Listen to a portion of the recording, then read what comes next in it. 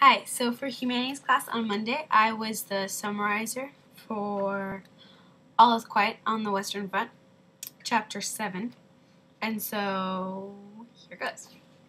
Okay, so in this picture, it's of them on the front line, and all the bullets are coming around them, and instead of them being just like normal men, they turn into animals, so then they have this animal instinct. He actually talks a lot about it and how he can't think too much, he can't be human or else he'll die. And so it's kind of like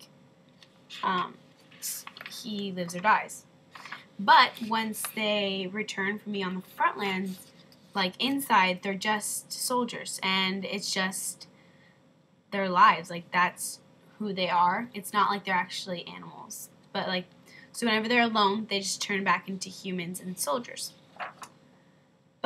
And while they're soldiers at the camp, there's no beauty around them, there's no happiness, and there's no thoughts.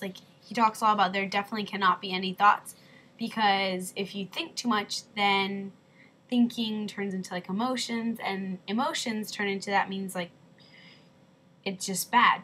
If you have too much feelings and too much emotion, he says that it can be damaging, because then you think you're like, oh my gosh, I have all this fear. Whereas if you just become an animal, it's just instinct. There's no really feeling to it. He says it's just easier because then you don't have any feelings. It's just kind of life. It's just a fact.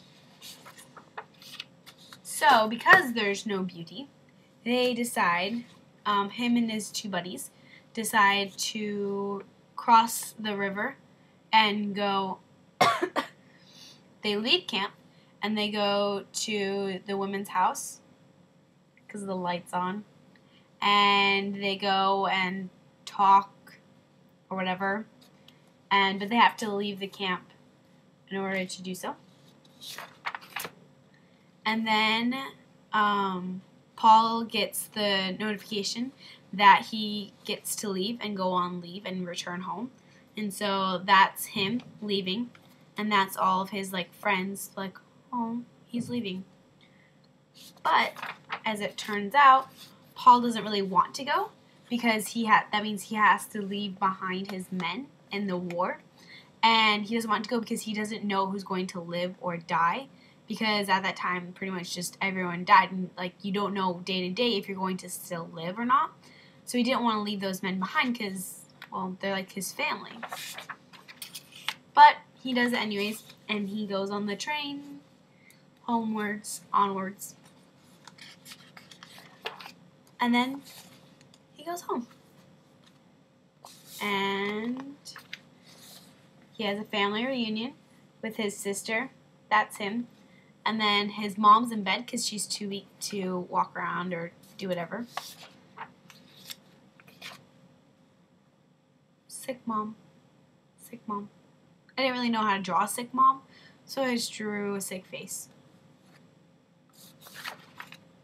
And then he talks about his bedroom and how there's a sofa behind the desk, and then there's a bookshelf along the wall, and there's a little oven in the corner, and there's little newspapers with pictures on it. Yeah, you can't see it, but there is. Oh, see, newspaper pictures. And he also said he has postcards from places where he goes. But even after he's still at home and he's still at leave, he's still a soldier, and that's who he has become. And then he has to say goodbye, and he has to go back to war, and now it's even harder because he was at home and he realized all of these feelings again, and so now he's sad to leave. And that is my summary.